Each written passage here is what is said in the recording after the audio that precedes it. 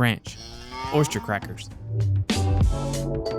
Around 44 ounces oyster crackers. May want to mix brands, give you difference in texture. Grab a large bag of ranch seasoning. We're going to spice it up a little more with 1 teaspoon of garlic powder and 1 teaspoon of dill weed. Shout out to our good friend Janet for this next addition. Some Chow Mein Noodles. 3/4 cup of oil. Let's preheat our oven to 250 degrees Fahrenheit. Let's mix in all our crackers. Then let's mix in our oil. Now mix in our seasoning.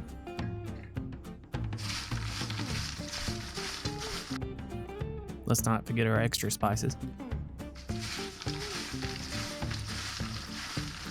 Then toss them in the oven at 250 degrees for 10 to 25 minutes.